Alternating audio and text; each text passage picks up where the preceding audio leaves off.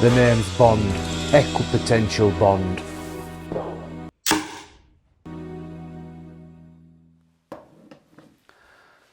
Electrical work is easy. All you have to do is get a cable from A to B and make a few connections and it's back home in time for tea. Sometimes the distance from A to B is considerable, and like I've seen from Q's lab, electricians have concocted numerous ingenious methods to help the cable on its way with minimum effort in terms of moving ladders, lifting floors or removing ceiling tiles. From the classic taping of a few trunking lids together to more fancy kits such as cable rods, and of course not forgetting our favourite method of sucking cable through conduit with a vacuum. Of course, here at eFIXX we are always looking for new ways to make the job easier and bulk up our tool bag. Over the holiday season, while munching my way through the contents of a Luden advent calendar and watching a few classic Bond movies, I've been pursuing the pages of a well-known online retailer who offers free delivery. Not next day in this case, as the innovation comes from across the pond. Here it is, the Greenlee Cable Caster, which looks like a cross between a child's toy and a fishing reel. Despite its toy-like appearance, it's a powerful beast. So before we go any further, it's time to put on the PPE, and this applies to anyone working within a 15-metre firing range.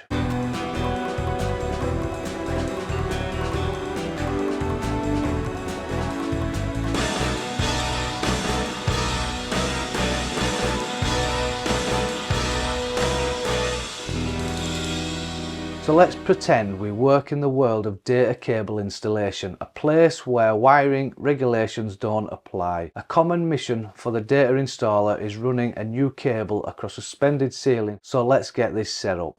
Right, so we pick up the dart, we'll take out the lead here, we will pass that through the hole in the top here. We need to make sure that this position here is forward, which is the launch position. We pop the dart in the front, and then it's ready to go. So if we're not ready to fire yet, we just need to move this into the safety position, which means that we're not going to be able to shoot this thing. When we're ready to fire, we need to press this in here, which allows this to run away freely. And when we're ready to fire, move that into the launch position. If you're using a heavy cable, tie a heavy string. If you're using a light cable, then just reel it straight in. If you are thinking what I'm thinking, trunking lids are still a quicker option and don't require body armour. Hello Max, how are you? About a brick here. Can I have 2 lengths of mini trunking please? Just the lid though. Just the lid. Good job. We're on special offer today and it comes with a box. Spot on. Let's take a closer look at some of the other features. You might be looking at the body thinking there's a sight to look down. Well no, wrong. This is a collar designed to house the Greenlee Pocket Light UPC 46500. However, this is purchased separately and unfortunately I couldn't find it. So it looks like I'm shooting in the dark. Sorry to interrupt, we've only had the cable caster a week. It came with 3 darts, now we've only got 1 left. One is on the roof and another one is in that unit somewhere. Luckily the darts are glow in the dark, so you can easily find them in the dark. If not, you are supplied with 3, so have another go. The darts are manufactured from an ABS plastic, specifically acrylic... How do you pronounce this one, Joe? Acrylonitrile butadiene styrene.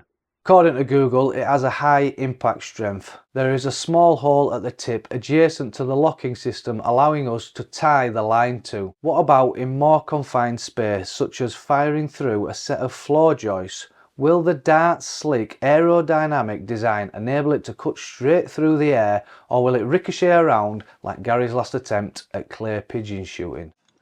That were a fluke.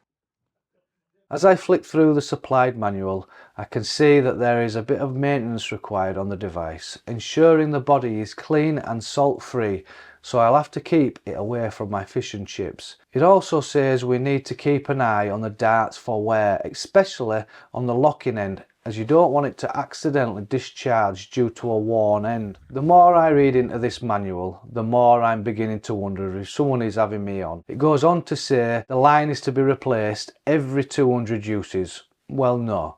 I'm not changing it until it runs out. Additionally, it suggests I need 4 to 6 kg fishing wire. With regards to how much line is on the reel, it isn't specified. However, should you need to refill or replace the line, you'll need to twist the cap here and gently work the end off. I think I know where this tool is heading, but please help me confirm my thoughts. Is this tool a hidden gem worthy of a place in the next Bond film, or is it a gimmick destined to join the Makita coffee machine at the bottom of the tool wall?